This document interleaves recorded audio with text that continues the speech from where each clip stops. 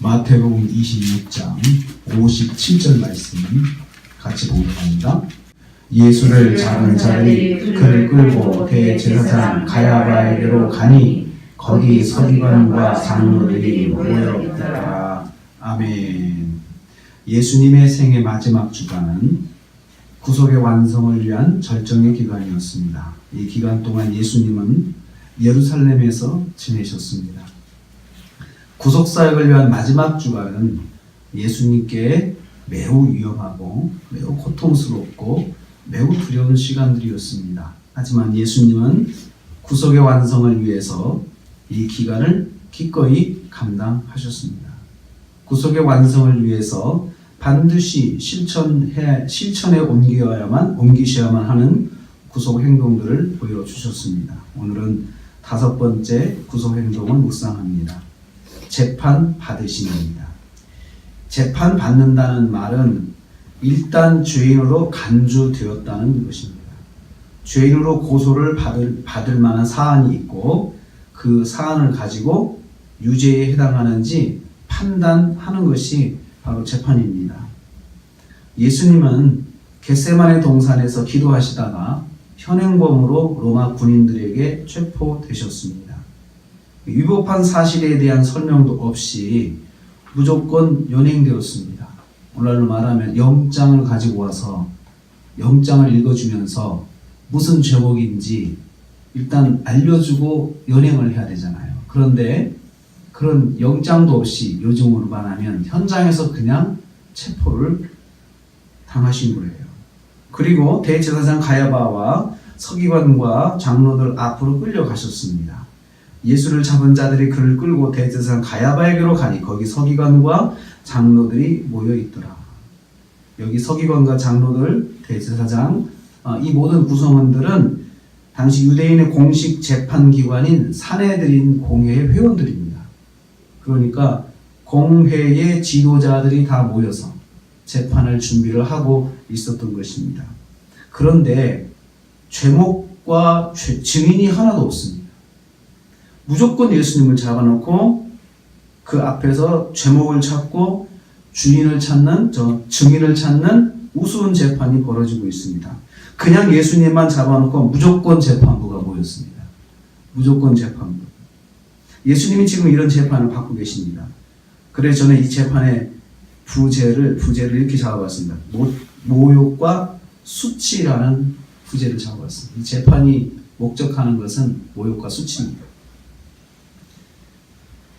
예수님은 죄가 없지만 재판정에 끌려 나오셨고 또 아무런 제목도 없이 무조건 재판부가 형성이 되고 그 가운데 재판을 받으십니다. 말씀으로 세상을 창조하신 창조주 예수님에게는 말할 수 없는 부끄러움일 것입니다. 예수님을 재판하려고 앞에 서 있는 종교 지도자들이 오히려 죄인들이죠. 그들 앞에 서신 예수님은 죄가 없으세요. 그래서 예수님께는 이 상황이 수치와 모욕적인 상황입니다. 그래서 다시 한번 오늘 말씀을 읽어보겠습니다. 같이 한번 다시 읽어볼까요? 예수를 잡은 자들이 그를 끌고 대제사장 가야바에게로 가니 거기 서기관과 장로들이 모여있더라. 참 묘하고 기가 막힌 장면입니다. 한번 상상을 해보길 원합니다. 주홍같이 붉은 죄를 뒤집어 쓰고 있는 종교 지도자들이 앞에 다 모여있고요. 그들 앞에 계신 예수님은 양털같이 흰 옷을 입고 계신 분인데 그 예수님을 붙잡고 붉은 죄를 찾아내려고 애쓰는 장면입니다. 그래서 이 한 장면의 주제는 바로 한마디로 넌센스와 부끄러움이라 할 수 있습니다. 예수님을 신문하는 장면이 넌센스고 예수님의 입장에서 부끄러움입니다. 성경은 이 장면을 통해서 우리에게 주시는 교훈이 있습니다. 예수님의 구속의 길에는 넌센스와 부끄러움, 모욕과 수치, 고난이 있었음을 말해주고 있습니다. 예수님은 이런 부끄러움과 넌센스를 가진 재판을 아무 거리낌 없이 다 감당하셨습니다. 피하지 않고 다 감당하셨습니다. 피하고 싶은 마음도 있으셨습니다. 겟세마네 동산에서의 기도를 엿보면 알 수 있습니다. 거기 예수님 마음이 담겨 있습니다.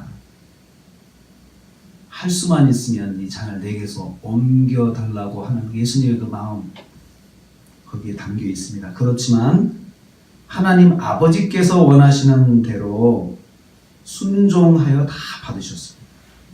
죄 없으신 재판으로 죄인으로 재판을 다 받으셨습니다. 이것이 바로 예수님의 구속의 길입니다. 마태복음 24장 9절 말씀에 예수님께서 이렇게 말씀하셨습니다. 그때 사람들이 너희를 환난에 넘겨주겠으며 너희를 죽이리니 너희가 내 이름 때문에 모든 민족에게 미움을 받으리라.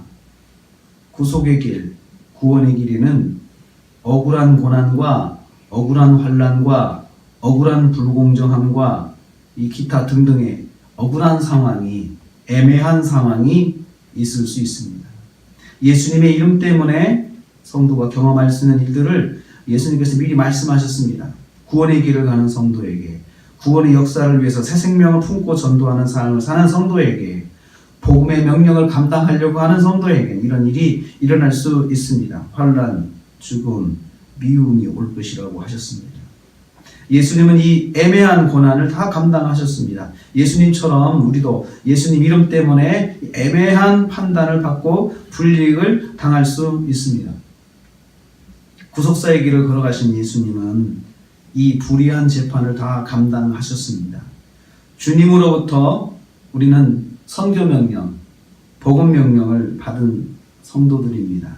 우리에게도 애매한 고난이 온다면 아버지의 뜻대로 순종하면서 고난을 짊어질 때 주님께서 나를 통해서 구원의 역사를 이루어 가십니다. 주님의 이름 때문에 받는 애매한 고난도 짊어지고 주님께서 이끌어주시는 구원의 역사를 이루어야 합니다.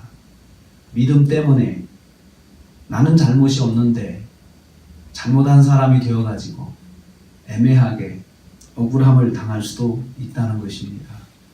그게 주님께서 우리에게 보여주신 구속의 행동입니다. 우리도 누군가를 마음에 품고 전도하려고 하고 복음을 전하려고 하면 이런 상황 속에 들어갈 수도 있습니다. 그때 주님께서 재판을 다 받으신 것처럼 우리도 그것을 다 짊어질 때 주님께서 나를 통해서 복음의 역사, 구원의 역사를 이루어 가십니다. 오늘도 하루를 우리가 또 보냅니다. 고난 중한 하루를 지내면서 혹시 애매하게 내가 믿음 때문에 할 말을 다 못하고 참고 있는 것이 있습니까? 그것은 바로 주님께서 걸어가신 구속의 행동, 복음의 역사를 위한 그 주님을 따라가는 길인 것을 꼭 기억하십시오. 그래서 오늘 하루도 내가 할 말을 다 하는 하루가 아니고 내가 주님의 복음 때문에, 주님 때문에 내가 그냥 짊어지고 가는 그런 하루 한번 그 묵상하시고 오늘 하루도 믿음 안에서 말씀 안에서 승리하시는 저와 여러분 되시기를 주님의 이름으로 축복합니다.